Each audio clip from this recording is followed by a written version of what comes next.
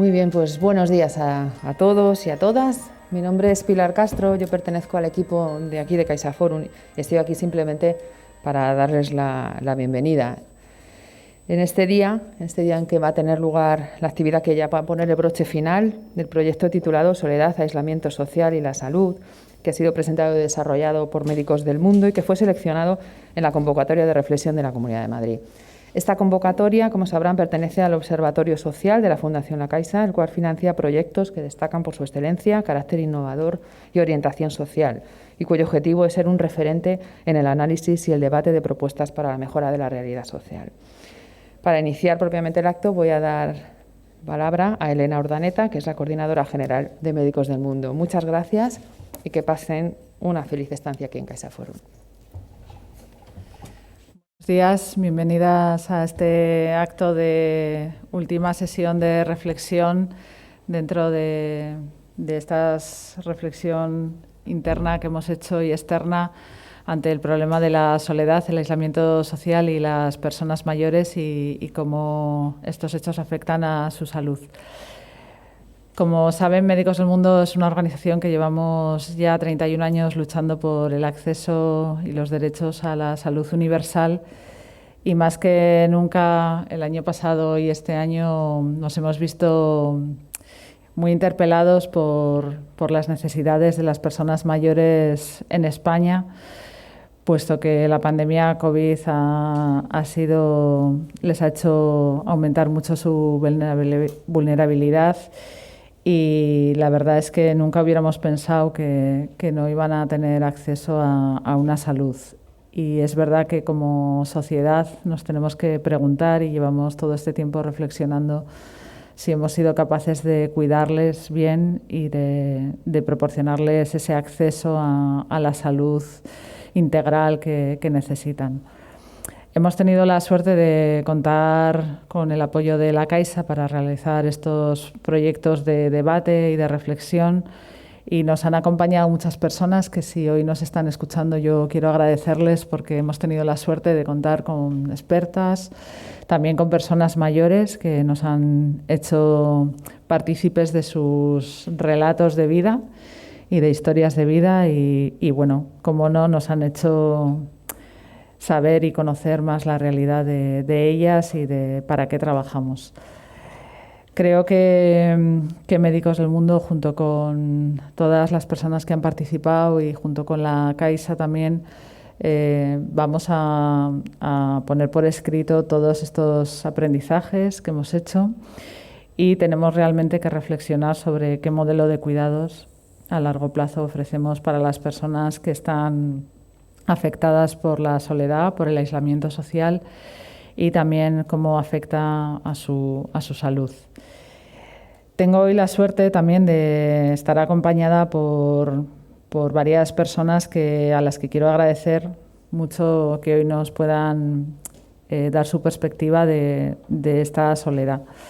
Por una parte, le quiero agradecer a Antonio González que hoy nos acompañe y nos pueda aportar su perspectiva de emprendizaje, de innovación, desde el proyecto que él lidera y que creo que nos va a servir también para conocer que en este nuevo Respuesta tenemos que contar con otros actores y otras organizaciones, sean pequeñas, sean grandes, pero que nos aporten una interdisciplinariedad en el ámbito de la salud. También quiero agradecer a Javier Yanguas, que pueda estar hoy con nosotras, porque bueno, él es un experto en gerontología, lleva muchos años trabajando en estos temas y ahora mismo desde hace años lleva trabajando de manera importante sobre la salud y también sobre un tema que es el pacto intergeneracional, que creo que la sociedad española debería analizar en profundidad qué supone respecto al reto del cambio demográfico, que ya hace tiempo que sabemos que España es uno de los países más envejecidos y bueno, seguro que Javier nos aporta otro punto de vista respecto a este tema de soledad y su perspectiva a la salud. También tenemos la suerte de tener a Nieves Turienzo, que es la presidenta de Médicos del Mundo, que yo quiero agradecerle especialmente que hoy esté aquí porque sé que es complicado y Y bueno, sé que para ella este tema es un tema especial por todo lo que tiene que ver con su trayectoria profesional. Y bueno, ahora ocupa este cargo de presidencia de Médicos del Mundo. Ha estado hace poco en el Congreso de los Diputados aportando la visión de Médicos del Mundo al respecto y bueno, seguro que nos puede ayudar a esa reflexión y a cuáles son un poco las reivindicaciones de Médicos del Mundo respecto a este tema. Y también vamos a contar con el secretario de Estado de Derechos Sociales, que nos va a hablar sobre cómo ahora mismo desde el Ministerio y desde su responsabilidad están trabajando el tema de tener una estrategia de soledad en España y también todo lo que desde su ministerio están apoyando. Creo que Médicos del Mundo este año y medio ha hecho un avance muy importante sobre todo lo relacionado con personas mayores, soledad. Hemos sabido estar, yo creo, de manera rápida en las residencias de las personas mayores, acompañándolas con temas de prevención y control de la infección, pero también haciendo apoyo psicosocial tanto a los equipos de personas que trabajan allí como a las propias personas mayores. Hemos sabido estar también en situaciones tanto a nivel urbano como rural de proyectos que realmente tenemos personas muy excluidas a nivel social, personas mayores para las que realmente no tienen acceso a la salud, y esto es una realidad y Médicos del Mundo tiene que seguir trabajando en ello. Y luego creo que por último también hemos sido capaces de realizar esta reflexión de manera diferente, de manera profesional, y para ello quiero agradecer al equipo de personas de Médicos del Mundo que han estado en primera línea y que se han atrevido a dar este paso. Quiero agradecerle mucho a Ángelo, a Feli, a Miguel, a Fran y a Susana el haberse atrevido a hacer este viaje y bueno, y quiero también agradecer a la organización que haya sabido estar cercana a las necesidades de personas mayores en este momento. Os deseo una buena jornada de reflexión. Animo también a las personas que están online que participen en el debate y posteriormente tendré la oportunidad de cerrar este ciclo. Gracias, Miguel.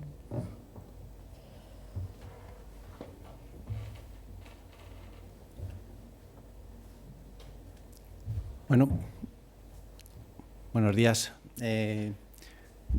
Yo soy Miguel, en principio no vengo como experto, como el resto de ponentes, sino para hacer una mínima reflexión o devolución de las aportaciones que hemos tenido en las 5 primeras sesiones del ciclo. No queríamos terminar y ni reflexionar sin recoger lo que hemos sembrado y todo lo que se nos ha dicho, tanto por parte de personas expertas como por parte de personas que están viviendo la soledad y el aislamiento en diferentes ámbitos.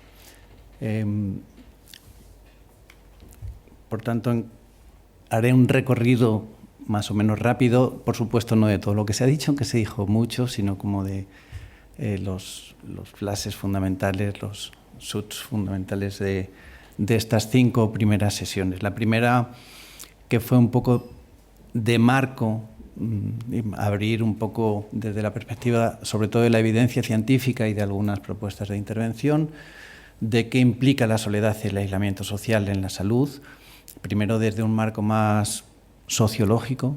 Estamos en una sociedad donde la soledad y el aislamiento va a seguir estando, lo está en todos los países de nuestro entorno y posiblemente lo va a estar cada vez más. Unas tendencias que no podemos parar. Y estuvimos dándole vueltas a en qué forma tiene responsabilidad la familia, tiene responsabilidad la propia persona o tiene responsabilidad las organizaciones o incluso el Estado en algo que es tan individual como sentir la soledad o vivir en la soledad, ¿no? Y en cualquier caso parece que estaba claro que tiene que intervenir el Estado y tienen que intervenir las organizaciones sociales. No es un tema individual, es un tema social y es político de alguna manera. Estuvimos viendo cómo afecta a la salud mental estar solo o sola o sentirse solo o sola. Aunque no está del todo claro si sentirse sola o o no tener relaciones sociales lleva a problemas de salud mental, o los problemas de salud mental llevan a aislarse. Sí se veía claramente que de alguna manera la soledad y el aislamiento social pueden ser predictores de algunos problemas de salud, aunque también en ocasiones se retroalimenta o se produce en sentido inverso. El deterioro cognitivo, el Alzheimer, la ansiedad, la depresión, la conducta suicida o el consumo de alcohol o trastornos de personalidad, trastornos del sueño son todos trastornos o cuestiones de salud mental que están vinculadas directamente con la soledad y el aislamiento social. Hay mucha publicación, hay mucha evidencia científica, pero se produce una cierta contradicción que además no es solo en la evidencia y en la producción científica, también lo es en los planes de intervención y en dónde ponemos el foco. Incluso en estas mismas jornadas, aunque hemos intentado tener una visión muy amplia, en algunas cosas nos hemos ido más al ámbito de los mayores y la soledad en las personas mayores, cuando la soledad también se produce de forma muy intensa en otros momentos de la vida, en la juventud, en personas adultas y en mujeres, ¿no? Pero, como digo, el mayor interés científico está en la parte de mayores. Y en la atención primaria, en la salud física, digamos, también tiene un impacto muy fuerte. Fundamentalmente se asocia el aislamiento social al sedentarismo e incluso a la mortalidad, ¿no? Frente a que las personas con más relaciones sociales identifican claramente un factor positivo en general en términos de salud. Y también en relación con la fragilidad, y luego hablaré un poquito más, la soledad tiene una clara correlación con fragilidad. ¿Por qué? ¿Qué hay detrás de que la soledad pueda afectar a la salud? Pues posiblemente hay mecanismos intermedios relacionados con la influencia social, con el control social, con la autoestima, con los roles, es decir, cómo las demás personas afectan a controlar nuestra vida, ¿no? Al sentimiento de pertenencia y, por supuesto, todo lo relacionado con el apoyo social. Patricia Berzún Artea, directora de Diversidad y Servicios Sociales, nos contó también la perspectiva de derechos sociales y la perspectiva de políticas públicas, porque la soledad y el aislamiento social tiene una base estructural sobre la que tiene que intervenir la sociedad y tienen que intervenir las políticas públicas. Identificaba con claridad pobreza y exclusión social como cuestiones determinantes en el apoyo social y en la soledad y en las consecuencias que tiene. Pero no solo en cuestiones individuales, familiares o micro, sino también en cuestiones un poco más macro, como lo puede ser el contexto urbano o el contexto urbanístico incluso de dónde estamos, cómo vivimos, y eso puede tener consecuencias directas y por eso las políticas públicas tienen que dirigirse ahí también desde una perspectiva amplia, intersectorial, ¿no? Para remover todas las barreras posibles y facilitar el contexto. Desde ahí nos anticipa algunos planes, algunas iniciativas gubernamentales, que supongo que nos contará después el secretario de Estado, como la pretensión de cambiar el modelo de atención en larga duración, el plan de choque para la dependencia, la ley de protección familiar o el plan de lucha contra la soledad no deseada. El Ayuntamiento de Madrid, su director general de mayores, nos contó una estrategia ante la soledad no deseada de las personas mayores muy ambiciosa, muy potente, destinada a disminuir el sentimiento de soledad desde un abordaje integral, con 3 patas fundamentales: el programa comunitario que potenciaría las redes sociales, el acompañamiento a quienes más lo necesitan, ligado a programas de voluntariado, y también a prevenir que la soledad llegue en los 3 niveles de prevención: universal, selectiva e indicada. Y encontramos también algunas otras intervenciones que salieron en distintos momentos. Han sido muy nombrados proyectos como Radars, Camins, Aequalis, que tienen su objetivo en promover el capital social no del accionariado de una empresa, sino un término que se utiliza para conceptualizar toda la red social, todas las relaciones sociales, todo el apoyo mutuo y programas de participación social. Se han identificado como programas que tienen resultados evidenciados en la soledad y en el aislamiento social y en su impacto en la salud directamente.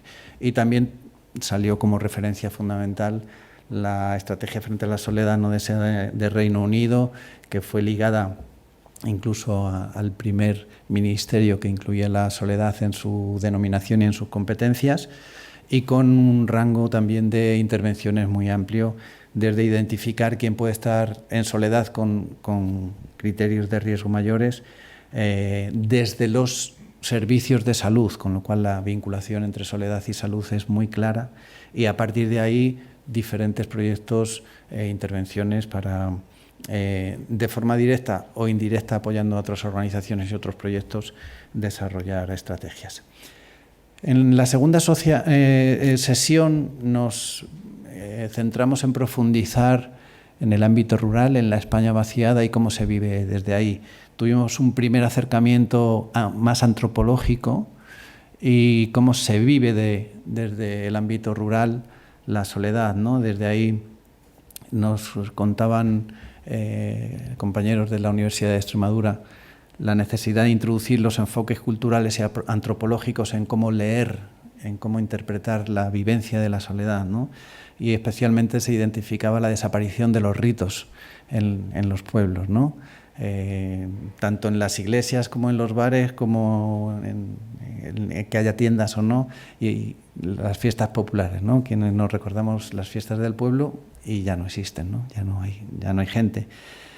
Y también una tendencia a la medicalización de la soledad, especialmente en el ámbito rural, ¿no? Porque empieza a aparecer deterioro cognitivo, identificaban claramente cuestiones de enfermedad, y ante ello lo más sencillo es ofrecer una pauta farmacológica, ¿no?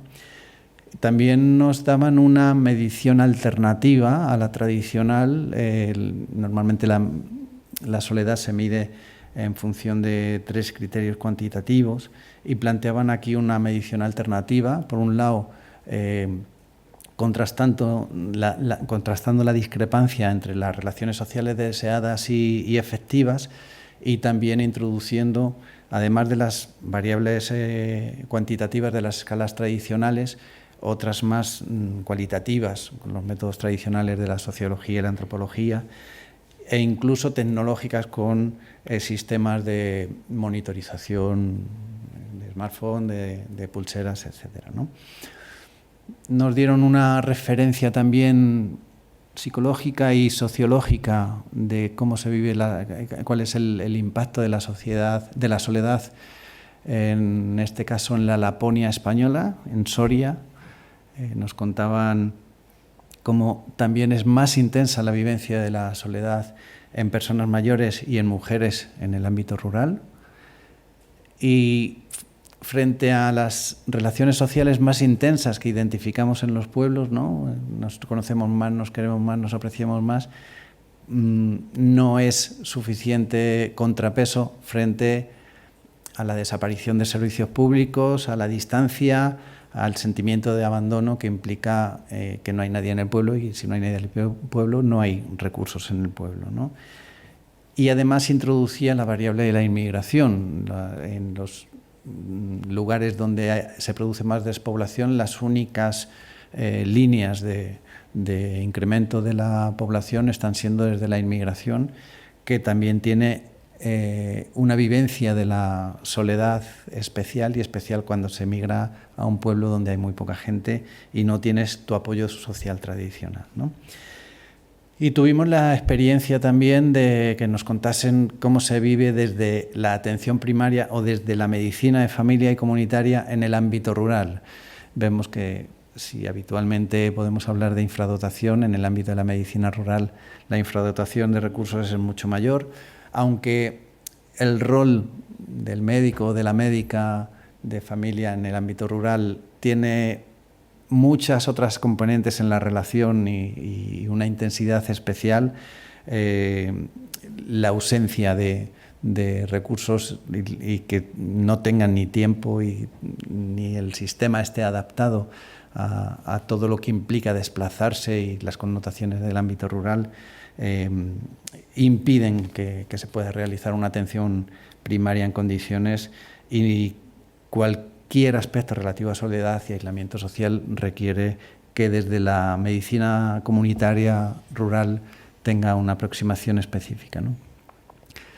En la siguiente sesión empezamos a hablar de la soledad vivida en las personas mayores. Leocadio nos introdujo el concepto de fragilidad como un reto fundamental en la vida de las personas mayores, cómo se maneja el envejecimiento activo, y nos planteaba 3 pautas fundamentales, ¿no? Que van asociadas con la fragilidad. Si hacemos ejercicio, cómo es la alimentación y si el control de la medicación se mantiene de forma adecuada y según se ha prescrito, ¿no? Como las 3 cuestiones fundamentales que pueden influir en la fragilidad, y sobre todo una perspectiva preventiva. Controlando ciertas cosas es bastante fácil que la fragilidad tarde más en aparecer, y desde ahí es muy importante intervenir en los estadios iniciales, ¿no? Antes de que se produzca. Nos contó Juan desde la Fundación Lares la experiencia en el ámbito residencial. Prácticamente hablamos más de lo que se ha vivido durante la pandemia que del modelo residencial en situaciones anteriores, aunque heredamos ya muchas carencias y muchas situaciones que ya venían y que no han soportado una crisis de este tipo. Ahí nos planteaba que el acuerdo social que ha existido del modelo de vida, de cómo cuidamos a nuestros mayores enviándoles a las residencias, ¿no? Pues que se ha roto, un acuerdo social se ha roto, ¿no? Y sí, hemos incurrido en edadismo y hemos incurrido en discriminación, y con mucha dureza nos planteaba que tenemos que reflexionar sobre lo que ha ocurrido, y que él reflexionaba incluso sobre lo que él tuvo que hacer, cosas de las que no se siente orgulloso, aunque su posición fue muy crítica en todo momento, ¿no? Pero ha habido edadismo cuando se ha elegido quién vivía y quién moría yendo a un hospital, ¿no? Desde ahí todo el planteamiento de poner los cuidados en el centro, darle valor, y decía, ¿cómo es eso posible cuando el sector es precario y cuando se cobra menos por hora en una residencia que en algunos servicios y en algunos trabajos sin cualificación, ¿no? Y desde ahí identificaba algunos documentos y referencias en el ámbito español y europeo que pueden marcar una tendencia de futuro hacia el modelo de cuidados. Amigos de los mayores nos contaron su experiencia de producir gestión del conocimiento desde el Observatorio de los Mayores en todo lo que tiene que ver con soledad no deseada. Identificaba también pautas de edadismo y de discriminación. Decían que las personas mayores se sienten más vulnerables cuando pierden el contacto social. Y de hecho decía que el edadismo y la discriminación no se ha producido solo en las residencias, también en las personas que viven en su casa. Y en su último informe identificaban que la mitad de las personas mayores que viven en su casa habían sentido esta falta de apoyo y esta discriminación. Y desde ahí la red de soledad no deseada, la red contra la soledad no deseada, una red de organizaciones de la sociedad civil, está siendo también, ya antes de toda la pandemia, un elemento motor para producir políticas sociales y para poner encima de la mesa las necesidades de las personas mayores, donde aparte de iniciar aportaciones en modelos de residencias más pequeñas, humanizadas, más centros de mayores, un modelo diferente de centros de mayores, escuchar directamente a las personas mayores y no interpretar lo que tienen que decir las personas mayores porque tienen capacidad de decirlo directamente. Y nos iniciaba ya con una cuestión que queremos plantear, que en ese momento los centros de día estaban cerrados. Ya parece que están abriendo, pero ha sido muy discriminatorio que los centros de mayores hayan tardado tanto tiempo en abrirse cuando existían posibilidades de abrirlos con seguridad.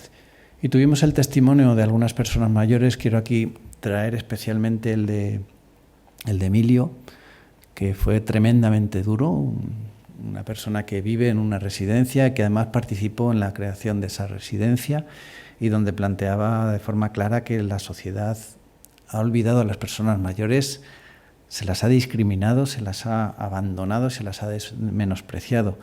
Y él promovía un modelo asistencial diferente, donde las personas pudieran tener en la residencia su última etapa vital y cada vez más se convierten en un moridero. Las residencias se convierten exclusivamente en la última parte de la vida que no se puede tener en el domicilio.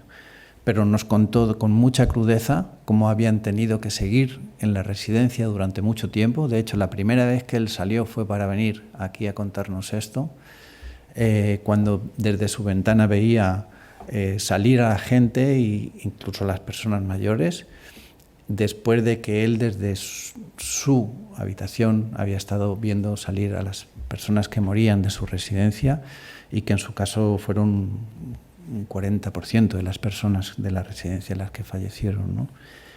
Desde ahí nos decía con toda crudeza que los derechos no son negociables, ni por edad ni por ninguna situación. Los derechos los tienen todas las personas y también las personas mayores, por muy mayores que sean. Desde Médicos del Mundo contamos también nuestra experiencia en el ámbito de la exclusión, en una jornada dedicada exclusivamente a la exclusión. La necesidad de que introduzcamos programas de apoyo psicosocial y de participación y creación de redes sociales no digitales, personales, en las personas que viven la soledad, las que, por ejemplo, han migrado y viven el duelo migratorio. El duelo migratorio tiene componentes de soledad y componentes de aislamiento especialmente específicos. Tus redes se quedaron y cuando llegas posiblemente no existen y además van asociados al miedo a la movilidad, a pérdida de derechos. Hablábamos de personas en situación de prostitución, las mujeres que supuestamente muchas veces van ligadas a la palabra compañía, ¿no? Y el sentimiento de soledad y de tan profundo que se puede vivir, y la necesidad de que cuando introduzcamos proyectos específicos tengamos la variable de la interseccionalidad, cómo diferentes situaciones pueden estar afectando a la vez y pueden estar redundando unas con otras.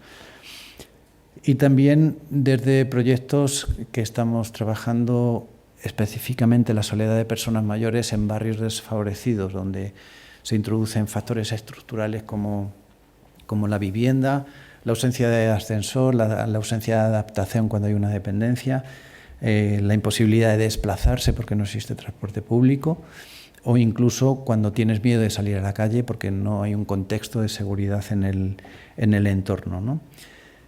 Y Hogar Sí nos contó la experiencia de soledad en casos tan extremos como pueden ser las personas que viven en la calle, las personas sin hogar, y su experiencia de cómo aplicar un modelo de derechos a un proyecto concreto, y en este caso al ámbito de su proyecto de Housing First, en poner por delante el derecho a la vivienda y cómo eso al final contribuye a la mejora de la salud, de las relaciones sociales y de todas las dificultades que van asociadas al sinhogarismo. Y también nos contaban del programa Spiderweb como un programa específico para abordar la soledad en el proyecto de Housing First. En este día dedicado a la exclusión social contamos también con dos colectivos que no están posiblemente en el radar de las organizaciones sociales que trabajamos en exclusión social: las familias monoparentales y las mujeres que trabajan en el ámbito doméstico, en cuidarnos, en limpiar nuestras casas y en cuidar a nuestros mayores, ¿no?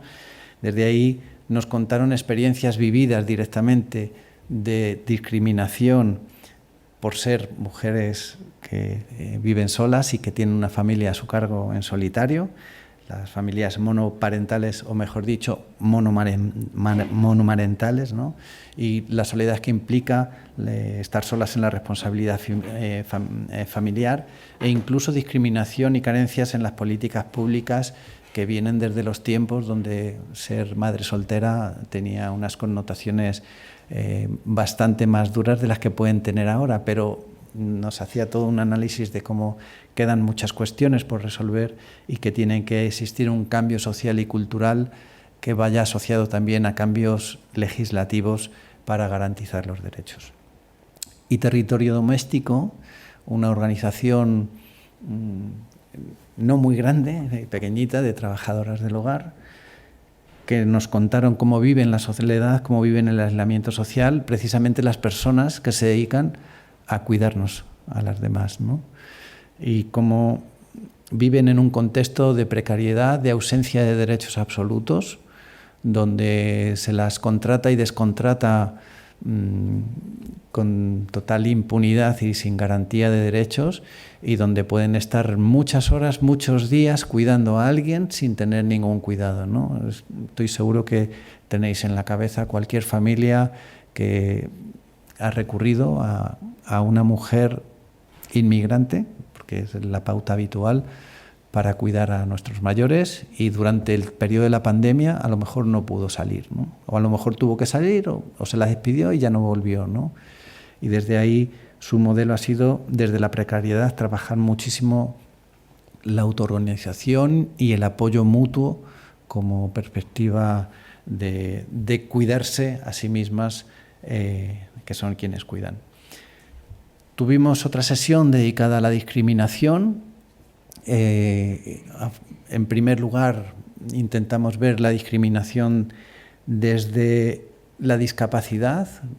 Nos acompañó la directora del CERMI, Pilar, que precisamente habían estado analizando esto en varios webinars el año pasado con mucha profundidad. Entonces nos contó experiencias y vivencias de soledad y de aislamiento muy diversas, y yo le preguntaba si la discapacidad se vivía igual, la discriminación y la soledad se vivía igual cuando la discapacidad es física, es mental, es sensorial, es motora, es intelectual, y nos contaba casos de todo tipo y que afecta de distintas formas a todo el abanico de las personas que viven con discapacidad.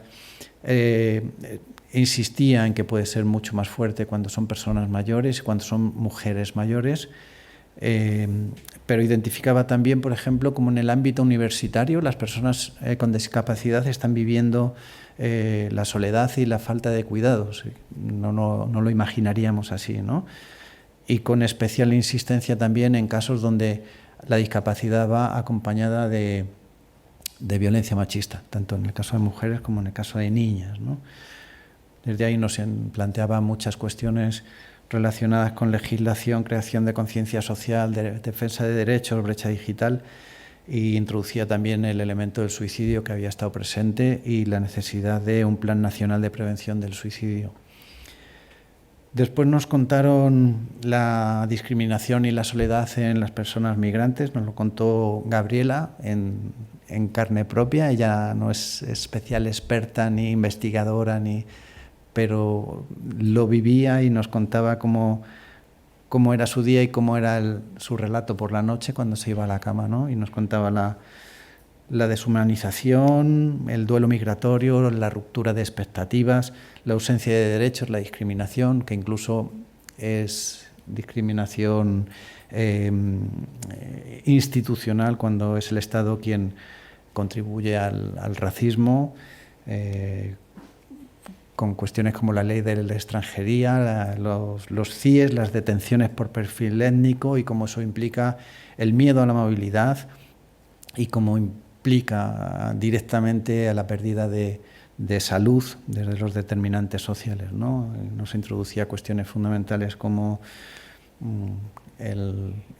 la total derogación del Real Decreto 16/2012, que conocemos muy bien desde Médicos del Mundo, donde se derogó pero nos quedan cuestiones pendientes, y reclaman una ley contra el racismo desde esos racismos y y otras mejoras en la legislación. Desde Kif Kif nos contaron también cuando se produce una doble discriminación de personas LGTBI, que además son solicitantes de asilo o de protección internacional.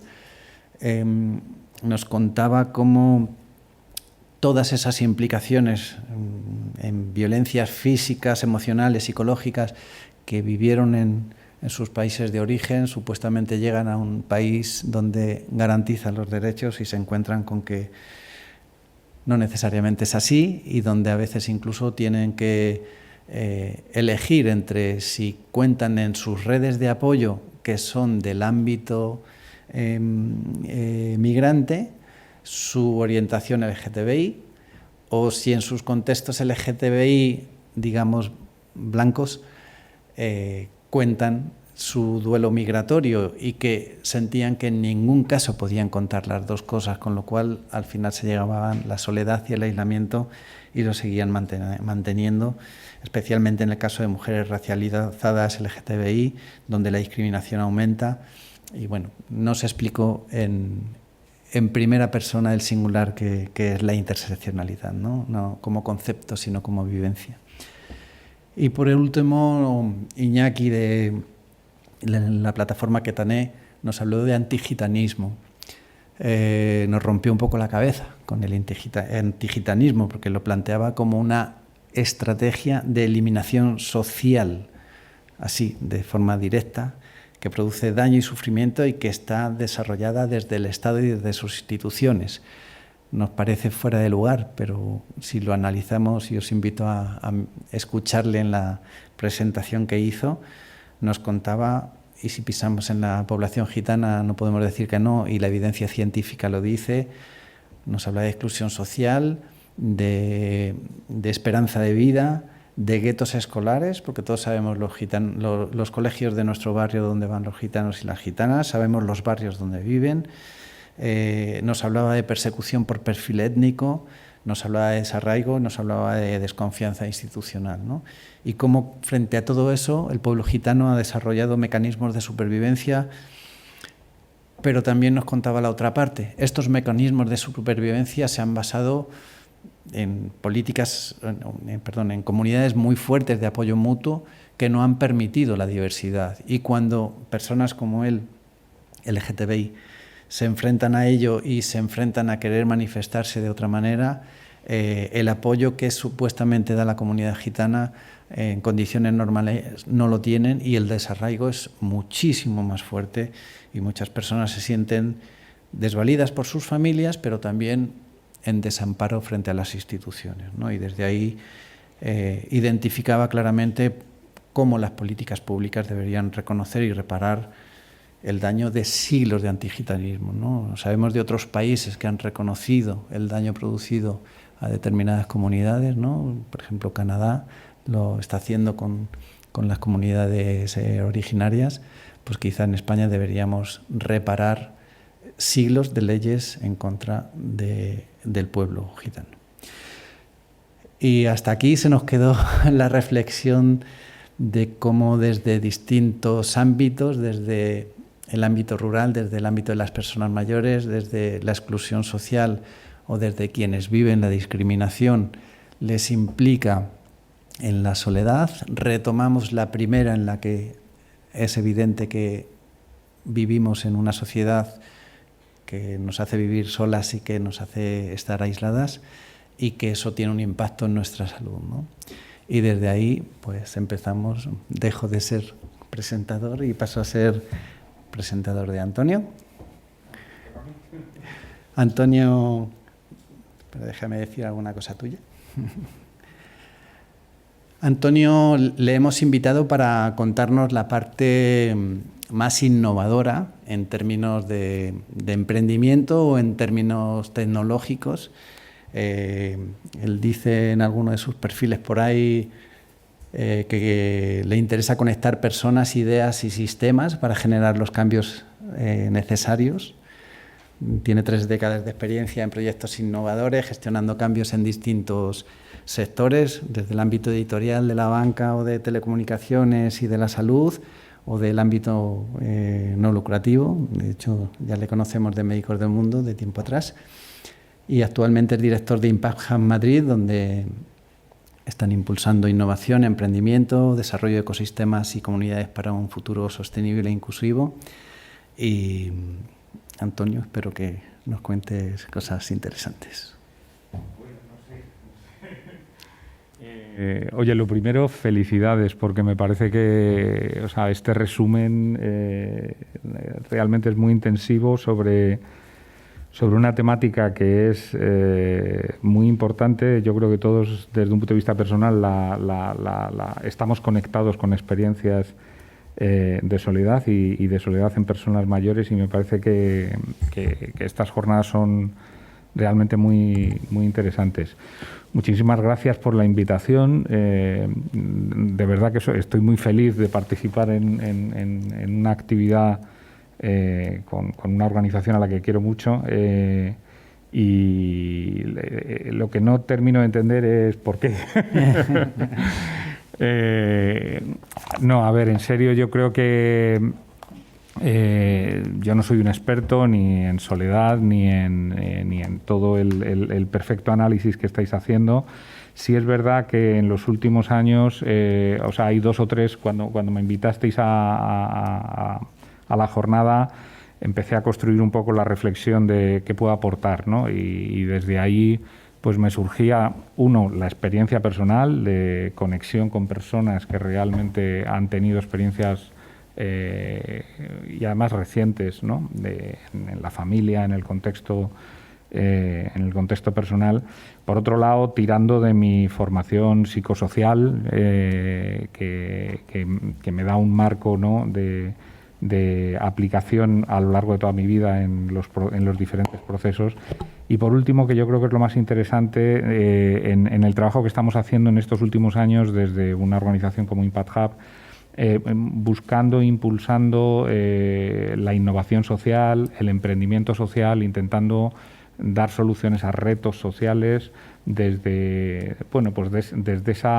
ese marco de pensamiento que es complementario al necesario marco del asistencialismo, del cuidado de las personas, de la defensa de derechos, etcétera, ¿no?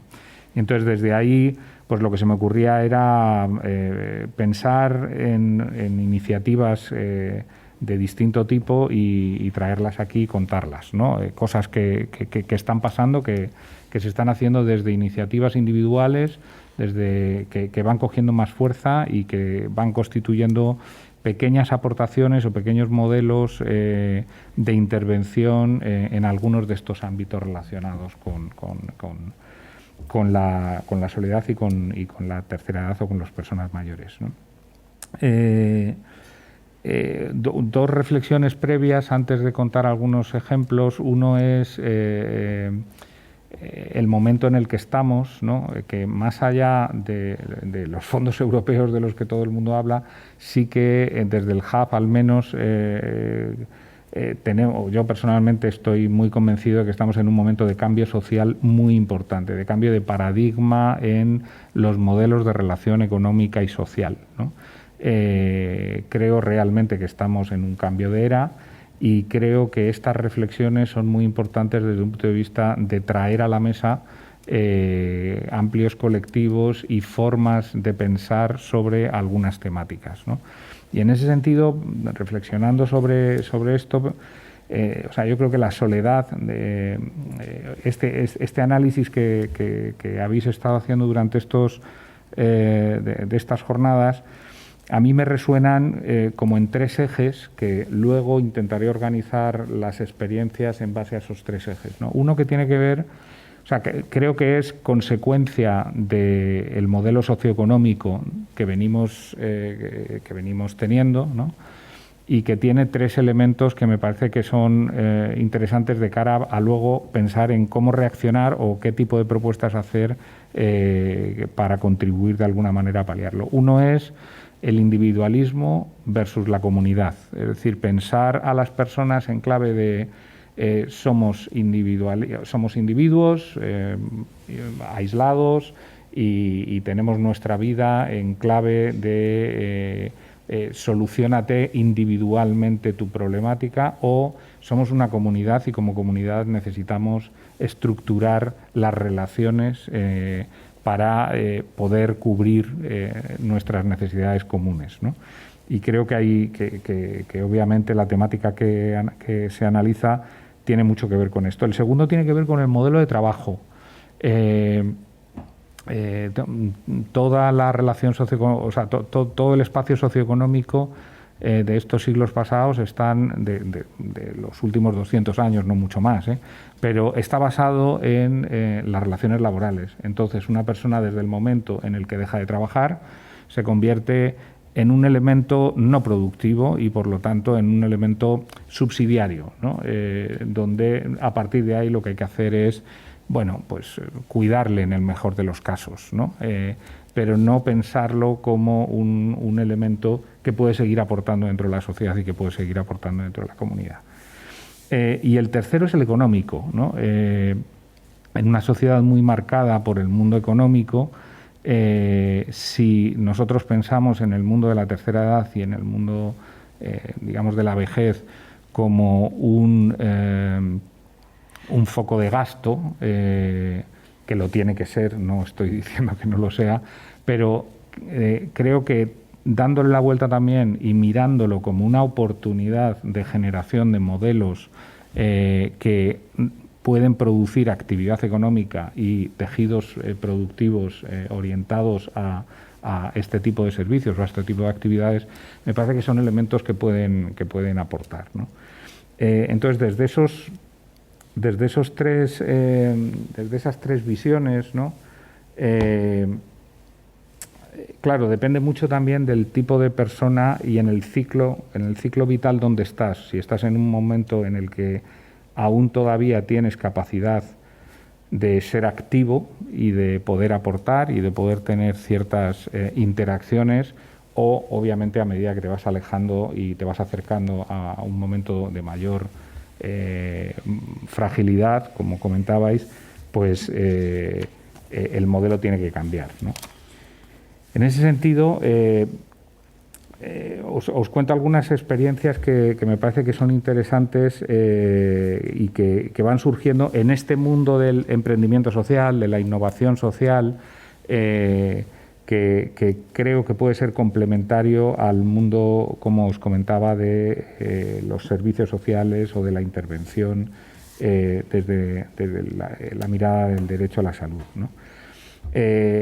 La primera parte es todo lo que tiene que ver con cómo podemos generar actividad en ese colectivo, es decir, evitar que se queden encerrados en sus casas y generar propuestas de dinamización, actividad, incluso de actividad económica con este colectivo que permita romper el riesgo de soledad, ¿no? Y ahí, bueno, la Unión Económica, o sea, la Unión Europea y muchos informes están hablando del concepto de Silver Economy y de cómo ahí hay toda una actividad a desarrollar. Y me gustaría señalar 2 o 3 iniciativas que me parecen interesantes. Hay una plataforma que se llama 60 y mucho más, que ha salido recientemente y que me parece que es una actividad, o sea, que es una plataforma además con bastante buen apoyo y que está desarrollando una actividad importante de propuestas de cómo activar a este tipo de colectivos y este tipo de personas, ¿no? También la Fundación Más Humano ha puesto en marcha un concepto de seniors para pymes, ¿no? Que es cómo recuperamos ese talento o esas capacidades para dar apoyo a otras pequeñas organizaciones. Y obviamente hay todo un sector que está surgiendo de propuestas de ocio, de actividad y demás. Hay una iniciativa muy bonita que seguro que conocéis, pero que me parece que vale la pena citarla, que es La Exclusiva. La Exclusiva es una iniciativa que tiene que ver con la despoblación rural y que pone en marcha una mujer que se llama Victoria Tortosa en Soria, y que básicamente la idea es muy sencilla, pero está teniendo un impacto muy, muy importante, ¿no? Básicamente es en todas estas poblaciones de Soria donde es muy difícil donde han desaparecido, como comentaban antes, ¿no?, los ritos, los establecimientos, la posibilidad de acceder a compra de bienes básicos, pues ha recuperado la antigua furgoneta que va por los pueblos repartiendo la compra, ¿no? La ha dotado de un poquito de tecnología, la ha acompañado de un componente de acompañamiento a las personas mayores que están en los pueblos, y de repente se ha convertido en un proyecto que ha recibido varios premios, ha llamado mucho la atención y se está expandiendo por otras áreas geográficas, ¿no?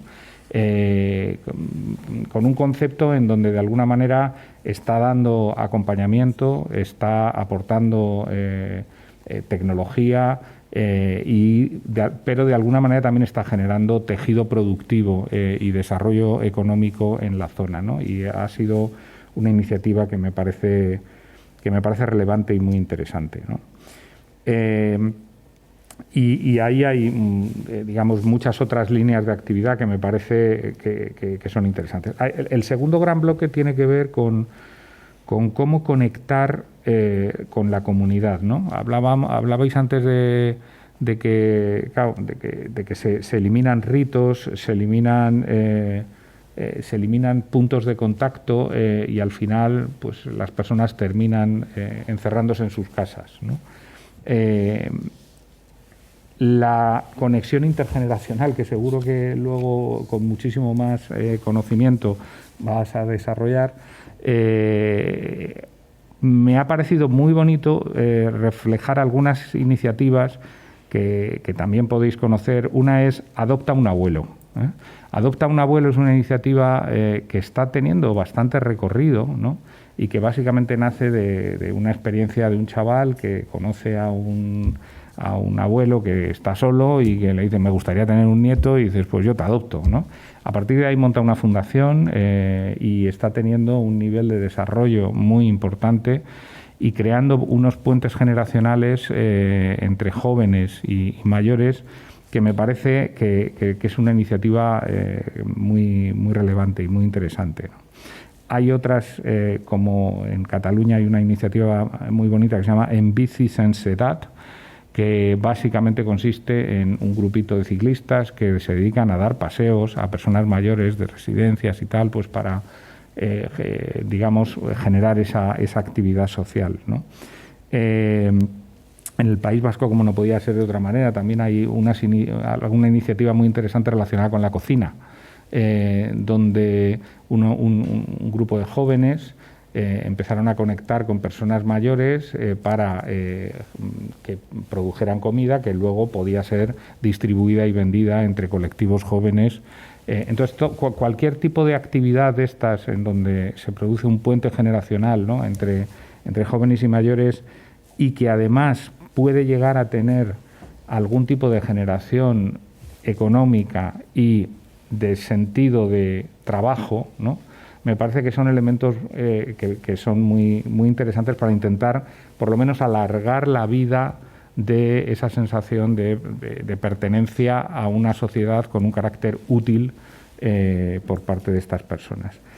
Es muy bonito, no sé si conocéis una iniciativa que se llama Design for Change, que es una iniciativa de aplicar Design Thinking en las escuelas. Es un movimiento internacional y todos los años hacen un concurso. En los 2 últimos años he tenido la oportunidad de estar en el jurado y me llamaba la atención que una parte importante de los proyectos que se presentaban tenían que ver justo con esto, tenían que ver con en los colegios, aplicando todo un proceso de análisis de la realidad, ideación, dónde queremos diseñar una intervención, cómo la ponemos en marcha en nuestro barrio. Hubo varios proyectos que estaban dirigidos precisamente a: oye, hay una residencia de mayores allí, nosotros estamos aquí, nos gustaría conocer cuál es la experiencia de estas personas, cómo generamos vínculo entre el mundo de la escuela y el mundo de las residencias, ¿no? Y son proyectos que me parece que también son como muy muy inspiradores. Y en otro ámbito, un proyecto que se llama Kubu, que consiste en compartir casa entre jóvenes y adultos, ¿no? En un momento en donde el tema de la vivienda, pues el acceso a la vivienda para el mundo de los jóvenes es complicado, de repente pues, a unos chavales se les ha ocurrido montar un proyecto en donde conectar personas mayores y jóvenes con la idea de compartir la vivienda y compartir una experiencia, ¿no? Entonces, todas estas iniciativas me parecen muy interesantes en la línea de fortalecer el concepto o sea, romper la visión de individualismo aislado y conectar, digamos, a elementos de comunidad, ¿no? En tercer lugar estaría todo el mundo de la tecnología, los cuidados, la prevención, la monitorización, los domicilios, ¿no? Y ahí obviamente sí que hay un gran desarrollo aplicando todo tipo de tecnologías, desde, por un lado, empresas con un nuevo modelo de cuidado domiciliario, que me parece que es una iniciativa interesante, necesaria, y que donde la tecnología puede apoyar y ayudar a mejorar esos servicios, desde por valoraciones en las redes de los cuidadores hasta bueno, flexibilizar ese servicio de una manera muy personalizada, etcétera, etcétera, ¿no? Dentro de esto hay, digamos, entramos en el mundo de los cacharros, ¿no? De los artefactos. Hay, por supuesto, todo lo que es monitorización a través de pulseras, relojes, con todo nivel de sofisticación, o pastilleros especialmente programados que permiten detectar pautas, etcétera, o etiquetas para colocar en aspectos específicos, el peine, la taza, etcétera, y que permiten, a través de tecnología de IoT, poder monitorizar comportamientos de los usuarios, ¿no? Y de esa manera tener, por un lado, alarmas, pero por el otro lado también seguimiento de si se cumplen determinados comportamientos, ritos, etcétera, ¿no? Y ahí me parece que hay un mundo muy interesante. Y yendo al mundo de los espacios físicos, más allá de las residencias, yo creo que ahí también se está produciendo, emergiendo desde el mundo del co-living, ¿no? Modelos de residencias tuteladas, pero con un enfoque diferente al de la residencia asistencial, ¿no? Y me parece que también hay ahí un mundo interesante donde el mundo inmobiliario está también mirando y parece que hay interés en desarrollos de este tipo de actividades. Incluso financieramente he encontrado un proyecto que te permite digamos, alquilar tu vivienda para poderte ir a una residencia, ¿no? Con productos financieros que de alguna manera ayudan a personas en la tercera edad a tomar decisiones en ese sentido, que es un tema que me parece que no es pequeño, ¿no?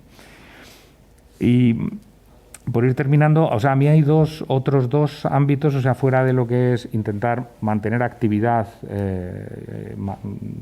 por parte de este colectivo, vincular a la comunidad versus el individualismo, y en tercer lugar este tema de cuidados, prevención, monitorización. A mí personalmente hay dos temas que me parecen muy interesantes y que yo creo que no se abordan mucho. Uno es la recuperación de la memoria. Hay un proyecto muy bonito que se llama Música para Despertar, que está orientado hacia temas de Alzheimer, y que básicamente es cómo utilizar la música como un elemento de entrenamiento cognitivo, ¿no? con estas personas.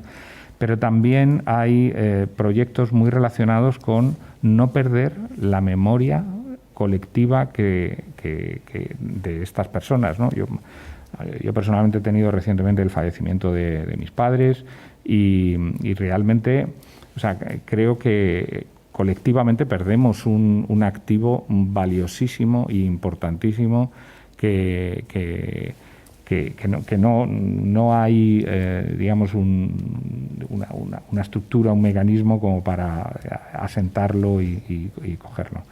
Y por último, me ha gustado mucho el concepto de moridero, o sea, no me ha gustado, sino que me ha llamado la atención el concepto de morideros, porque creo que uno de los elementos donde creo que hay una necesidad de ponerle foco y generar cambio es en cómo facilitar la despedida y cómo celebrar la vida y cómo cambiar el marco con el que nos enfrentamos a las últimas etapas de las personas, ¿no? O sea, me parece que hay este marco que tenemos de la muerte y de los ritos alrededor de la muerte y de la muerte escondida, ¿no? Y, en zonas, me parece que ahí yo creo que vamos a asistir a un proceso de cambio. De hecho, estamos viendo algunas iniciativas muy interesantes que van dirigidas a promover propuestas de aproximación hacia la muerte que cambian el marco de visión, ¿no? Desde un punto de vista mucho más lúdico, mucho más de recuerdo, de recuperar esa memoria y de celebrar la vida, ¿no? A ver, estas son algunas de las cosas que recuperaba para tal. Y por terminar, o sea, a mí me parece que ahí hay un mundo, en este entorno de la innovación social, del emprendimiento social, hay mucha gente trabajando y creando proyectos en este sentido, pero como siempre, yo siempre tengo la sensación de que hay muchísimos actores haciendo muchísimas cosas muy importantes y que no hay una conectividad, que no hay una conexión, ¿no? Yo creo que la administración pública hace una labor y los servicios sociales hacen una labor bárbara. Las organizaciones sociales, como hemos estado viendo, tienen un peso muy importante, pero este otro entorno, este otro mundo de el emprendimiento, de la innovación, de intentar diseñar propuestas de valor que enfrenten estos retos sociales, me parece que es otro entorno que valdría la pena conectar, ¿no? Y creo que falta, pues, un trabajo de alineamiento y de generación de conexiones entre estos distintos actores. Y por mi parte nada más. De nuevo, muchísimas gracias por la invitación y nada, estoy aprendiendo un montón.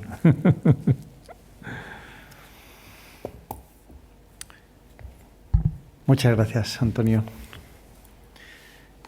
Para ti serán cosas obvias, pero para los que no estamos habitualmente en los entornos de innovación y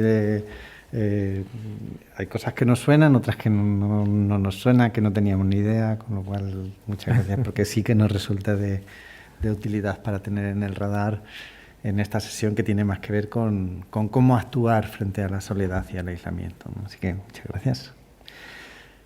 Y ahora tenemos a Javier Yanguas. Él me dijo que solo le presente como doctor en psicología y director científico del programa de mayores en Fundación La Caixa.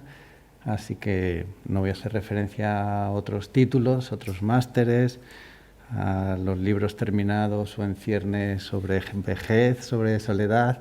No voy a hacer referencia a que es una persona de referencia en este ámbito. Y nada, ahí lo dejo para que nos cuente cómo lo ve, qué cuestiones están ahora mismo encima de la mesa y vamos a tener por delante. Muchas gracias, Javier. Gracias a ti. Nada, buenos días a todos y a todas. Nada, un placer compartir esta mañana. A Elena Urdaneta por la invitación y pues a Miguel, a Fran y a Nieves por la agradable cena de ayer, que también, ¿no?, se merece esto. Bueno, yo os voy a intentar dar una visión de algunos aprendizajes, o de lo que yo creo que hay algunos aprendizajes que esta epidemia, después de todo lo que Miguel ha dicho antes, ¿no?, de todo lo que se ha hablado, pues se achica el espacio de las posibilidades de contar algo diferente, pero Bueno, mi idea es contar un poco 10 o 12 cuestiones que a mí me preocupan y que me parece que han aparecido durante... Ya estaban algunas de ellas en el ámbito de la soledad y los mayores, pero que han aparecido, ¿no? Estaba leyendo, no sé si visteis que hace poco salió un libro de Alessandro Barico, el que escribió Seda, que se llama Lo que estamos buscando. Es un libro muy pequeñito sobre la pandemia, ¿no? Y decía decía que la pandemia, ¿no? Decía, si la pandemia es un grito, pues ¿qué estamos gritando, no? De alguna manera se hacía esa pregunta, ¿no? Entonces, yo he seleccionado relacionado con la soledad qué son esos gritos, ¿no? Que aparecen un poco, que yo vislumbro que aparecen. Bueno, yo creo que hay un primer grito, o una primera idea, que es que, y en parte salía también en tu resumen, ¿no? A ver, yo creo que tenemos un problema de conceptualización de la soledad. Creo que hay un problema de conceptualización. Y creo que ese problema de cómo entendemos la soledad, pues creo que deberíamos de hablarlo. Básicamente, hasta los años 80-81, los manuales que hay anteriores, por ejemplo, Robert Weiss y toda esta gente, antes de que saliera en el año 82 la prueba de la UCLA, ya sabéis que es la primera prueba que la que se mide soledad, es una prueba que tiene que ver con una mirada de lo que se denomina la hipótesis de la discrepancia cognitiva, es decir, la soledad es la discrepancia, la disonancia entre las relaciones que yo tengo y las que esperaba tener, ¿no? Claro, eso está muy bien dicho así, nos permite medir, pero creo que hay un problema conceptual. Creo que no se recoge lo que es la soledad, por un lado, y creo que por otro lado se incluye dentro de lo que es la soledad, por ejemplo, la insatisfacción con las relaciones, ¿sí? Yo me puedo tener una disonancia entre lo que yo espero y tengo de mis relaciones y no sentirme solo, sino sentirme pues insatisfecho, ¿no? Mis hijos no me hacen caso, ¿no? Todo lo que yo quisiera. Y entonces pues, yo no me siento solo, yo lo que estoy es cabreado o enfadado o insatisfecho, entra eso. ¿Por qué creo que hay que darle una vuelta a este aspecto conceptual? Lo paso muy rápido porque no tenemos mucho tiempo, pero creo que la soledad es una disonancia, creo que hay un juicio respecto a nuestras relaciones que nos lleva a sentirnos solos, pero creo que hay más cosas, ¿no? Creo que hay necesidades sociales no cubiertas que son distintas, a veces de intimidad, a veces de falta de relaciones significativas, a veces de falta de un proyecto vital que tiene que ver con los otros, participación. Bueno, creo que hay una parte ahí, creo que hay una parte nuclear de la experiencia de la soledad, al menos de los casos que yo conozco, de los casos clínicos que llevamos, por ejemplo, en el programa Siempre Acompañados de la Fundación La Caixa, que tiene que ver pues con esa percepción de aislamiento, no un aislamiento objetivo, sino no esa especie de experiencia del aislamiento. Y esa experiencia del aislamiento yo creo que es parte nuclear de eso que es la soledad. Creo que también hay una parte fundamental que tiene que ver con la parte emocional, ¿sí? Los sentimientos, ¿no? Y creo que esos sentimientos son distintos y matizan soledades diferentes. Por ejemplo, vacío, tristeza, aislamiento, abandono, indefensión, vulnerabilidad, creo que corresponden a soledades distintas. Si esto es así, soledades distintas necesitarían, que vienen de motivos distintos y que se caracterizan de forma diferencial, necesitarían un abordaje diferente. Creo que esto es algo que es evidente que ha aparecido en esta pandemia.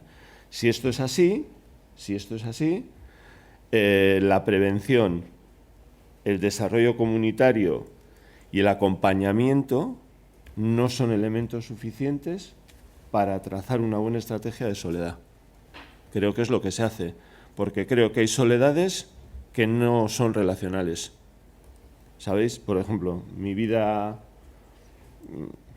es en blanco y negro y no es en color, no tengo un proyecto, no sé para qué estoy, mi vida no tiene sentido, eso no es una soledad estrictamente relacional. Creo que ahí hay un problema, una cuestión conceptual. Y creo que deberíamos de ahondar en esto, si no, haremos de la parte un todo. Esto decía Robert Weiss, ¿no? Creo que era Robert Weiss. No sé, en un libro de los años 80, decía que la psicología se ha caracterizado por hacer de cuestiones complejas cosas extremadamente sencillas y destrozarlas, ¿no? Bueno, pues yo espero que el primer grito que tiene que ver con que no destrocemos al menos esto de la soledad. Segunda, creo que no solo hay un desafío en la soledad, creo que hay un desafío en las relaciones sociales. En una encuesta que nosotros hicimos en 8 ciudades españolas, aparte de preguntar por la soledad, preguntamos, ¿no?, a mayores de 20 años por red social. Ya sabéis, con una escala, que es la escala de Lubin, la red social se ve enseguida, ¿no? Mide 2 redes, la red familiar y la red de amigos, y mide 3 cosas de estas 2 redes, ¿sí? Mide una que es la frecuencia, que son contactos objetivos, a cuántas personas has visto tú en el último mes, pero mide 2 cosas que son subjetivas. La cercanía emocional, es decir, las relaciones de ese conjunto total de relaciones, sean familias, amigos, con cuales tengo la suficiente cercanía emocional para tener pues, unas relaciones que puedan ser significativas, y a cuántas personas de esa red social yo les pediría ayuda, ¿sí? Vamos a dejar a la familia de lado, que todavía hace su protector efecto, vamos a decirlo así, aunque está en vías de extinción, por aquello de que estamos por debajo del reemplazo intergeneracional.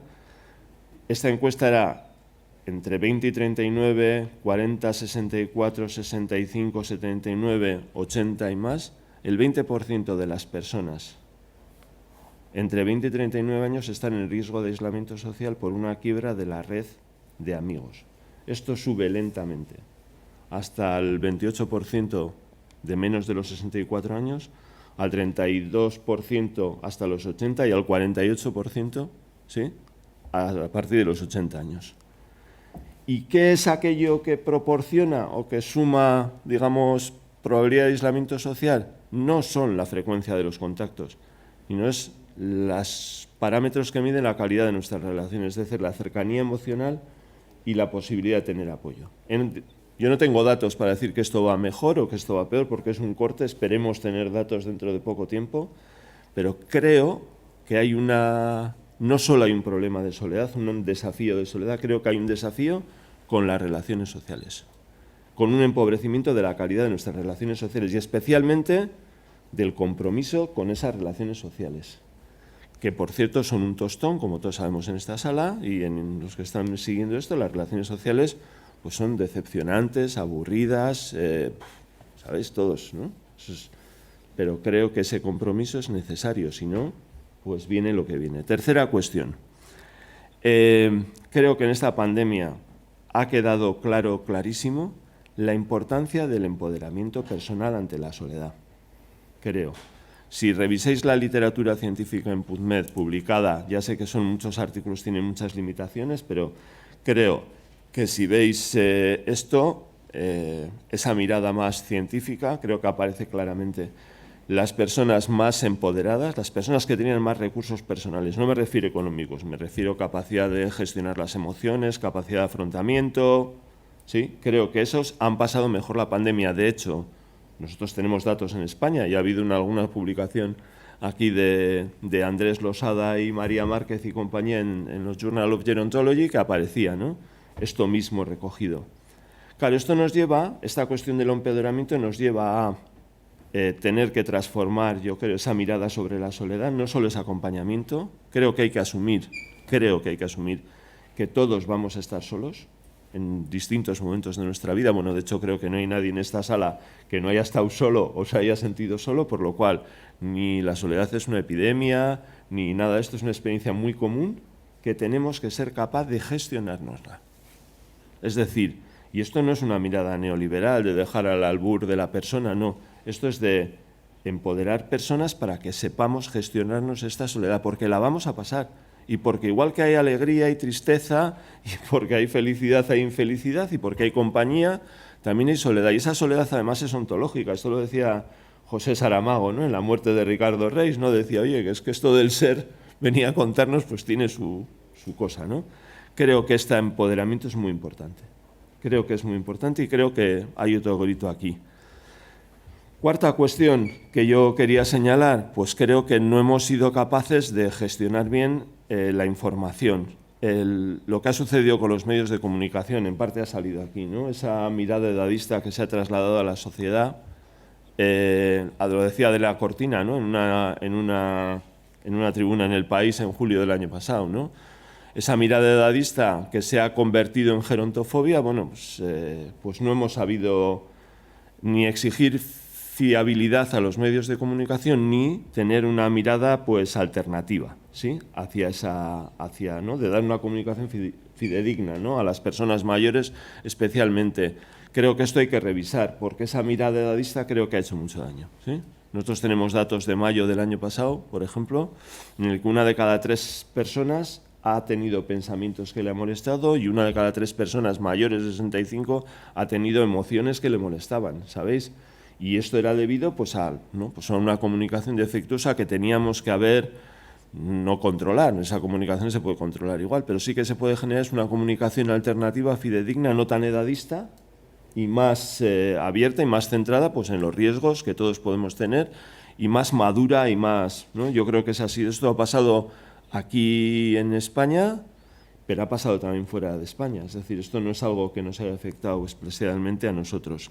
Y yo creo que esa comunicación pues ha tenido una especie de falta de empatía, ¿no?, con lo que podían estar viviendo las personas mayores. Y John Salter, en el libro sobre la meritocracia, dice que yo estoy de acuerdo con él, ¿no?, dice que la falta de empatía es una ofensa implícita al vulnerable, ¿sí? Y creo que esa ofensa ha estado en los medios de comunicación. Siguiente cuestión para mí, dentro de lo que yo veo un poco, creo que ha habido un fracaso, entre comillas, de la tecnología. Creo que ha habido un fracaso. Tenéis artículos que hablan de este fracaso como vehículo de comunicación social. Fracaso entre comillas, hay artículos, hay evidencia empírica, hay tribunas en periódicos distintos por parte de periódicos de Estados Unidos, en el New York Times han salido, en el New Yorker, han salido en diferentes medios de comunicación. Yo creo que lo que ha quedado claro es que los contactos sociales a distancia no se pueden compensar totalmente la pérdida de contactos físicos, y eso creo que es evidente, y creo que poner al mismo nivel ambas dos cosas creo que no funciona.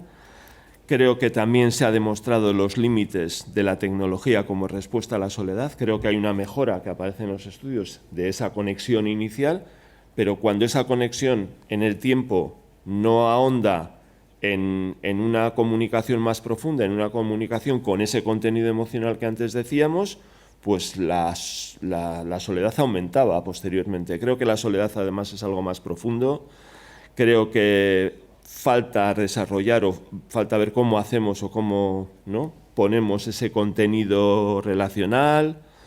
Y además creo que en el caso de las personas mayores era especialmente lacerante porque los más vulnerables eran los que tenían una mayor brecha digital, y también de esto tenemos evidencia, y que por lo tanto, pues los que más necesitaban esa comunicación eran los que menos, curiosamente, la recibían. Claro, esta brecha digital también tenía que ver en parte pues con el acceso a la salud, ¿no?, que es otro derecho que en el caso, que esta Organización de Médicos del Mundo defiende, en el caso de las personas mayores, pues ha estado, yo creo que en parte, se podía haber hecho mejores cuestiones. Creo que la soledad ha demostrado, creo que cierto dinamismo, en el sentido de, creo que ha ido ciclando a lo largo de esta pandemia, ¿no? Y esto también deberíamos de, ¿no?, ha habido un primer momento de una soledad más social en la primera fase, de aislamiento social, que eso lo hemos padecido todos. Hay algunos de esas personas de aislamiento que han sentido una soledad más social, más ligada a los vínculos, a las relaciones. Eso cicló, creo, en una soledad más emocional, más de sentimientos, vacío, abandono, y creo que al final hemos tenido una soledad más de carácter existencial, en el fondo, ¿no?, más relacionada con algo que no queremos hablar o que no se habla claramente, que es la unión de la soledad pues con la pérdida del sentido, de la fuerza, del empobrecimiento de las fuentes de sentido, la pérdida de la esperanza, es decir, de ese estado de ánimo que surge cuando se presenta como alcanzable aquello que deseamos, y creo que estaba ligado con eso. Creo que ha estado ligada con la conciencia de nuestra propia vulnerabilidad, esa pérdida de percepción de seguridad que creo que hemos tenido todos, y evidentemente pues con pérdida y con duelos propios, ¿no? Zadie Smith, una escritora inglesa que a mí me gusta mucho, ahora vive en Estados Unidos, decía en un pequeño librito que se llama Contemplaciones, decía, oye, cuando nos hemos tenido que enfrentar a la vida sin aderezos, ¿no?, sin poder hacer, decía ella, sin poder hacer shopping, sin ir al gimnasio, sin ir al teatro, pues resulta que es que nos hemos dado cuenta pues que no sabíamos qué hacer con la vida, ¿no? Y esto es lo que ha pasado. Creo que en parte ha pasado esto. Y esto nos lleva, creo que esto también tiene que ver, esta soledad existencial, antes se ha comentado, ¿no? Yo estoy de acuerdo, no tiene que ver con la historia de las migraciones y con vivir en sitios diferentes y culturas diferentes. Pero volviendo a lo que decía Zadie Smith y ¿no? a esa vida sin aderezos, no hemos sabido qué hacer con ella, creo que en términos de vejez hay para mí una cuestión que se ha revelado, ¿no? O por lo menos que ya se veía que había que transformarla, pero que creo que en este momento tiene más fuerza, ¿no? Creo que hay que cambiar la mirada de los modelos de vejez, creo. A ver, el modelo del envejecimiento activo, que parece que es como intocable, yo creo que muestra ya algunas enfermedades crónicas propias de, ¿no? Ya desde el 98, año 2000, pues bueno, ya conviene, ¿no? Han pasado muchas cosas. Es cierto que Calache hizo un esfuerzo en el año 2015 en el International Longevity Center de Brasil por cambiar, pero creo que hay varias cosas que aparecen encima de la mesa, ¿no? Creo que unos modelos basados en el hacer, en la actividad, ¿no? Parece que el buen mayor es el que, ¿no? Tiene que hacer cosas, ¿no? Venga, a las 8 de la mañana, sí, a las 8 de la mañana gimnasia, a las 9:30 voy a inglés, a las 12 canto en el coro, a la 1, ¿no? A las 4 de la tarde hago de voluntario, a las 5, ¿no? Ese planteamiento de vejez que más que activa es hiperactiva. Claro, cuando hay un momento de pandemia nos damos cuenta que si la actividad es lo que media nuestra vida y lo que llena nuestra vida, cuando, como decía Zadie Smith, nos enfrentamos a la vida sin aderezos, pues resulta que creo que faltan modelos de vejez más centrados en el ser, en un proyecto personal, en el desarrollo de ese proyecto personal, etcétera. Voy un poco corriendo porque no tenemos mucho tiempo. Y creo que también, por dar otro ingrediente, creo que esa mirada de la vejez, ya sabéis que en psicología hay dos tradiciones de bienestar. La bienestar hedónico, ¿no? Que tiene que ver con la satisfacción con la vida y con el afecto positivo, ¿no? Hacer una evaluación y estar happy, por decirlo así. Pero hay otra mirada de la vejez, ¿no? Que es una mirada, o de la vida, o del bienestar, no solo de la vejez, sino para todo el mundo, que tiene que ver con el bienestar eudaimónico. Es decir, que el bienestar eudaimónico está relacionado con el crecimiento, con el desarrollo personal, en el caso de la vejez, con entender que la vejez no es una etapa de decrepitud, sino de desarrollo personal, con la autonomía, con el manejo del esto, con un propósito en la vida, ligada al bienestar de los demás. Creo que tenemos unos modelos de vejez muy centrados en lo hedónico y poco centrados en lo eudaimónico. Y creo que eso convendría darle la vuelta. Y creo que eso exige pues, una vejez implicada en el bien común. Creo que los modelos eudaimónicos, o esa mirada eudaimónica del bienestar, es muy importante en esta lucha contra la soledad. Porque si algo nos saca de la soledad, precisamente es el estar conectado, comprometido con relaciones y proyectos, aunque haya dicho hace un rato que, ¿no? Que las relaciones son un tostón y es verdad que a veces son un poco tostón, ¿no? Eso es cierto. Perdona, acércate un poco al micro si puedes. Que me acerca al micro, vale. Que sé yo un poco. Vale. Creo que esto de los modelos de vejez creo que es algo fundamental. Y alguna cosa más, ayer a la noche comentábamos, ¿no? Creo que nos ha faltado flexibilidad a la hora de afrontar esta pandemia, ¿sí? Y creo que no nos queremos la importancia de la soledad. Cuando se dice, ¿no? Y Miguel lo ha dicho antes, y ¿no? Desde que salió el secretario de la Sanidad británica, creo que era el 2013 o el 2014 en The Guardian, diciendo que la soledad mata más que fumar 15 cigarros al día, ¿no? Que es un titular estupendo. En realidad sabéis que son de dos trabajos del 2010 y 2015 de una epidemióloga americana que se llama Julianne Hall-Lustan, que analizaba, ¿no? La mortandad en la vejez. Yo creo que no nos hemos creído que la soledad mata. Creo que nos ha dado lo mismo.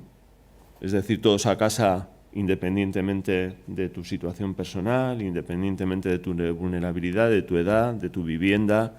Creo que otros han actuado de otra manera, ¿no? Y en este sentido salió un artículo en diciembre en el New York Times, era el caso de la señora Sinopoli, que era una mujer que vivía en inmigrante italiana en Nueva York, que es ingresada en una residencia en marzo del 2020, sus hijos dejan de verla y cuando termina la pandemia pues no reconoce a ninguno de los hijos porque tiene una demencia.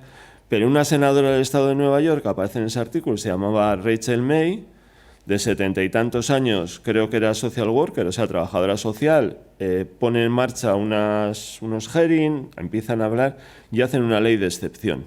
De tal manera que, sabiendo que la soledad mata y reconociendo que que era un motivo por el cual estaba muriendo gente o estaba habiendo mucho sufrimiento, pues decían, oye, se podemos generar excepciones porque tenemos que elegir, ¿no? Un poco... Bueno, es fácil analizar lo que hemos hecho mal en el pasado y yo no quiero en ese sentido hacer una revisión de esas, ¿no? de esas decisiones tomadas. Lo que creo es que tenemos que aprender que se puede flexibilizar, que se pueden hacer excepciones y que creo que esto de cara a la soledad y el aislamiento pues es algo que deberíamos de pensar para el futuro. Y 3 cuestiones más. Bueno, yo creo que, o 2 cuestiones más, una, iba a decir, ¿no? Enfatizar, para mí es muy importante enfatizar el asunto del empoderamiento de las personas y unirlo estas estrategias de soledad, creo que es fundamental. Creo que la soledad no debemos construir solo infraestructuras físicas, sino también pues, sociales. Creo que los altos índices de soledad, para mí, hablan de cierto fracaso de esta sociedad. Creo que habla de cierto fracaso. Ya sé que he dicho que hay soledades no relacionales, pero creo que habla de cierto fracaso. Creo que hay una urgencia en retejer y reimaginar cómo van a ser nuestras relaciones en el futuro. Y luego creo que hay que trabajar por restablecer ese compromiso con los demás y con el bien común, porque yo creo que la soledad no solo tiene que ver con la salud física que tiene que ver o con la salud emocional que tiene que ver, sino tiene que ver también con cierta salud moral o ética de las sociedades, y esa es otra urgencia, ¿no? Creo que tiene que ver con la situación en la que dejamos pues, a la gente pues, más vulnerable, a la gente desamparada. Nos preocupamos mucho por cuestiones personales, individuales, pero poco por lo que nos atañe a los demás. Y creo que hay que hacer una interpretación pues, más allá de la cuestión personal de la soledad, que ataña pues, a ese conjunto, ¿no? A ese bien común, ¿no? Y yo creo que esto tiene que ver con algo que Salter, por decirlo otra vez, habla, ¿no? Que viene a decir que esa de implicación en el bien común es una especie como de estilo de vida, ¿sabéis? De manera pues, de estar en el mundo y entender. Y como son las 11:30 y yo a las 11:30 me tenía que parar, pues me paro aquí y nada, yo espero que os haya parecido de interés y nada, muchas gracias.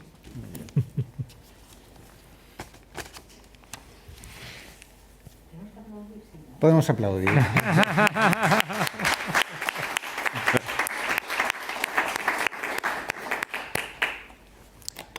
Bueno, pues tendríamos tiempo para 1 o 2 preguntitas, si queremos.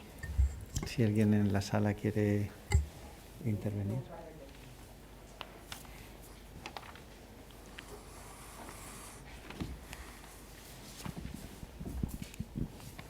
Buenos días. Yo tengo un par de cosas. A Antonio, con la innovación, darle las gracias por recuperar mis vivencias de infancia. Porque la señora de Soria, en la zona rural de la que es mi familia, se llamaba El Escarapela. Ah, mira. Y hacía lo mismo. Ahora es mucho más difícil en el rural, está muchísimo más envejecido y realmente hay mayor soledad. Y hay mayor soledad. En este caso, el género discrimina hacia el hombre, no hacia la mujer. Eso es algo que tenemos que poner encima de la mesa y que hay que ver. Y creo que te has olvidado o ha desaparecido otra iniciativa que es Adopta un Nieto, que sería un envejecimiento activo. Total. Y que se da en ciudades en las que viven personas que se trasladan por trabajo y no tienen familia que cuida a sus hijos, y entonces personas mayores jubiladas hacen de abuelos. No sé si sigue activa, yo apareceré por ahí adoptando nietos. Y a Javier darle las gracias. Por cierto, la música en el proyecto cognitivo, yo tengo una experiencia personal. Yo trabajo en una residencia pequeñita de una señora que solo caminaba con música porque bailaba. Claro. Tenía una demencia muy evolucionada y no sabía andar, pero sabía bailar. Claro. Iba bailando un vals hacia el cuarto de baño. Era emocionante verla. Y por otra parte quiero darle las gracias a Javier por la clase magistral sobre soledad. Ha sido reveladora a mí al menos me va a provocar una reflexión profundísima, y de eso se tratan estas jornadas. Y quiero hacer una, no sé si pregunta o puntualización. La soledad sentida muchas veces tiene que ver, más que con estar solo, con la incertidumbre y el miedo a los cuidados cuando vas a estar mal. Realmente sentirse solo si uno está bien y desea estar solo no es un sentimiento de soledad, al revés, es paz. Pero esa misma persona puede tener miedo a la incertidumbre de futuro cuando se encuentre enferma.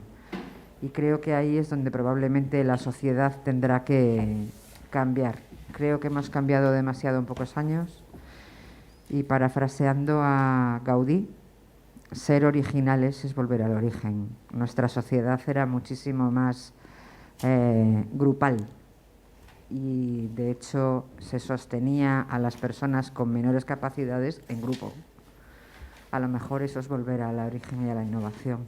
Muchísimas gracias a los dos por la exposición magnífica.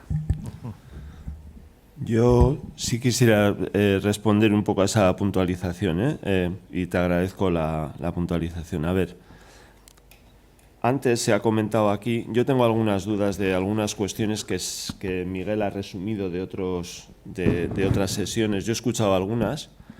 A ver, alguna incertidumbre. A mí me parece que lo que sabemos de la evolución de la soledad a lo largo del ciclo vital, sí, es que en principio, ¿no?, los trabajos de Cristina Víctor, etcétera, decían que hacía una U, con un máximo en la adolescencia, bajaba a lo largo del ciclo vital y aumentaba en la vejez. Ya sabéis que el bienestar en la vejez, según la teoría de la selectividad socioemocional, hace una U invertida y por lo tanto hay una especie como de círculo, vamos a decir, ¿no?, entre el bienestar y su reverso. Pero ahora sabemos que está mucho más unido a situaciones de vulnerabilidad. Esas situaciones de vulnerabilidad tienen que ver con las transiciones, no tanto con la edad, sino como con las transiciones. Y por lo tanto, pues a los 60 años hay un pico en la soledad que luego baja, tiene que ver con la enfermedad, tiene que ver con los divorcios, con el paro, y es decir, y se ve, ¿no?, ese dinamismo de la soledad. En ese sentido, en este momento no hay evidencia científica para afirmar que haya más soledad que nunca. Porque los estudios de cohortes que hay, aquí no tenemos, pero fuera sí, no dicen que haya más soledad a los 70 que hace 20 años a los 70 años, ¿sabéis? Lo que hay es más personas mayores. Yo también creo que va a haber más soledad, pero en este momento eso no está claro, o sea, no hay evidencia disponible. Y tampoco hay evidencia disponible en que, por el comentario, que sea mayor la soledad en hombres que en mujeres. ¿Sabéis? En mujeres que en hombres. No está claro. No está claro. No está claro.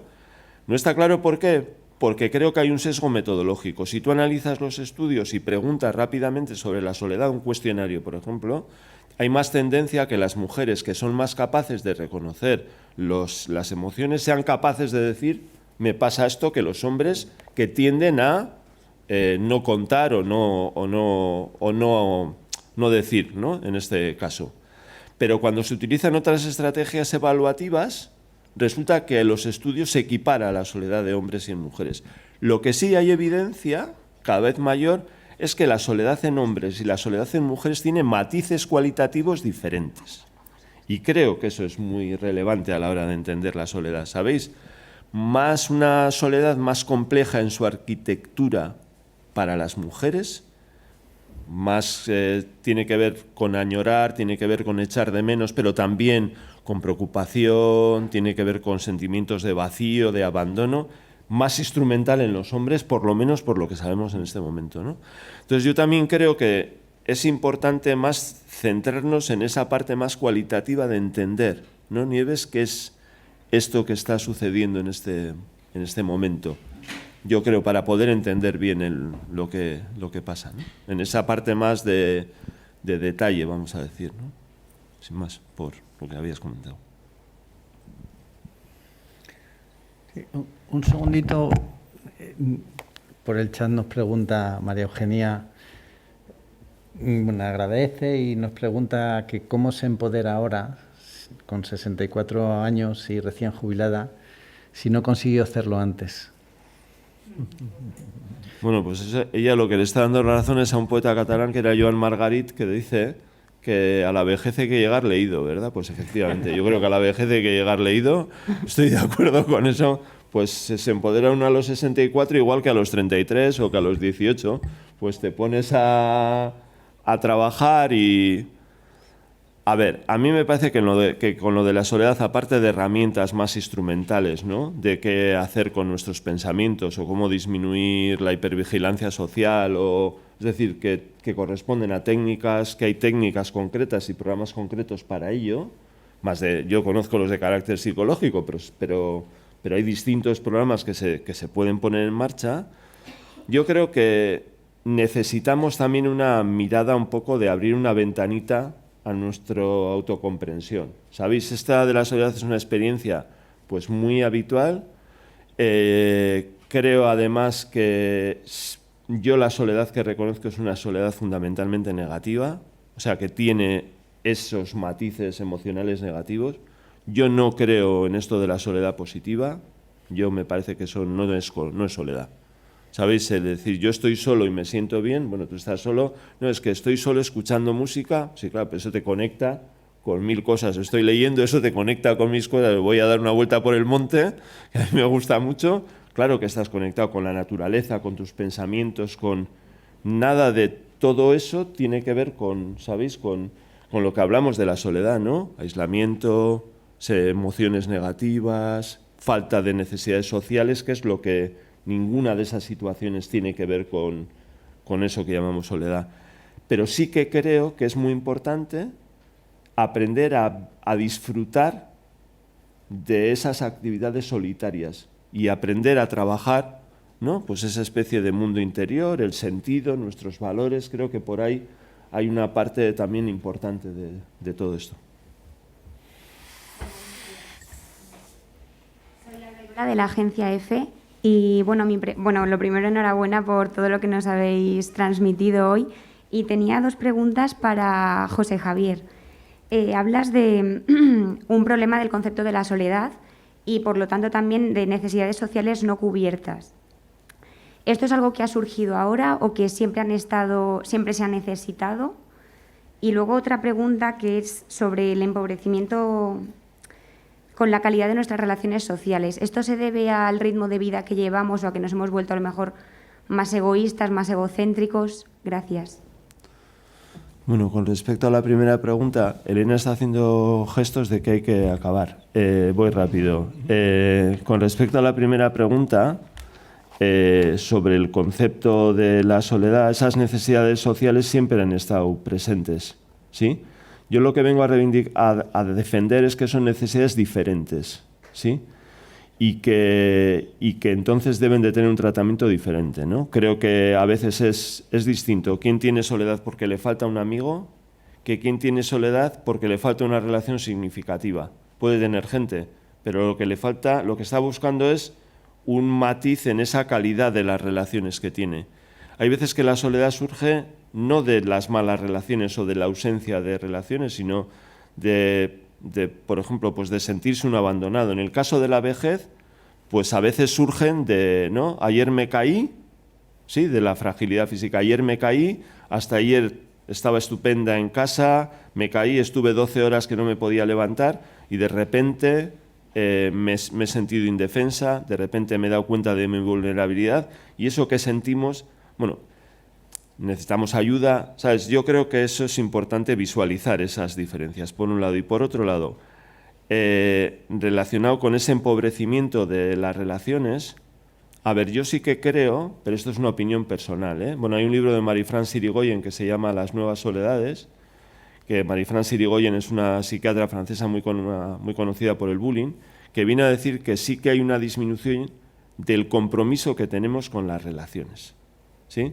Ese compromiso, que suena a veces esto pues como muy, ¿no?, de la cosa esta religiosa, pero es decir, creo que están cambiando nuestras relaciones, vamos hacia relaciones diferentes y creo que esas relaciones diferentes a veces son más débiles, ¿sí? Creo que vamos hacia relaciones, por ejemplo, de pareja, en la que la convivencia, que no digo que sea obligatoria, pero no, pues uno al final, si tiene una pareja con la que se ve 2 fines de semana, sí, al mes, por decirlo así, y seguimos manteniendo casas diferentes, por poner un ejemplo concreto, pues si hay una situación de cuidado, yo creo que esas personas, eso defiende Marie-France Sirigoyen, se sienten menos obligadas a, por ejemplo, a cuidar o, sí, entonces pueden ser relaciones que en la vida o vivir solo o vivir en la punta del monte, pues pueden ser modos de vida y convivencia que sean adecuados en una época de la vida y que planteen problemas en otro momento de la vida, ¿no? Yo creo que esos patrones relacionales de compromiso, no estoy juzgando, no digo que a mí me parezca bien que haya que comprometerse para toda la vida, no. Creo que esos cambios nos llevan a relaciones distintas, a relaciones quizá que tienen aspectos positivos como la libertad o el poder elegir o el poder cambiar, pero que creo también que alteran y cambian pues otras situaciones, otras cuestiones que se dan a lo largo de la vida. Creo que sí que puede haber un cambio en este sentido, ¿no? Imaginemos, ¿no? En términos de juventud, por ejemplo, ¿no? Poder, no sé, yo conozco o tengo familia, ¿no?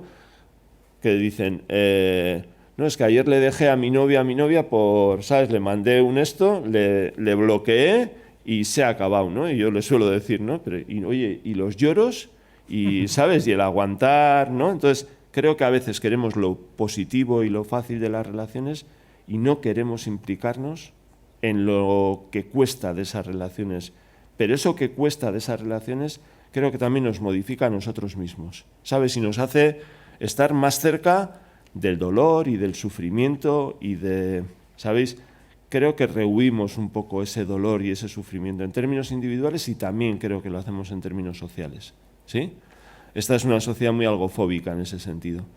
Y creo que eso tiene que ver también con la falta de vivencia de ese sufrimiento que es parte de la vida y que también tiene que ver pues, con la soledad. Creo que algo de esto pasa, creo yo, ¿eh? Pero bueno, muy discutible, claro. Muy bien, gracias Javier. Vamos a hacer el descanso ahora, vamos a parar como unos 25 minutos, 20-25 minutos. A las 12:05 andamos por aquí para retomar, hay 10, sin más tardar. Vale, nos vemos ahora.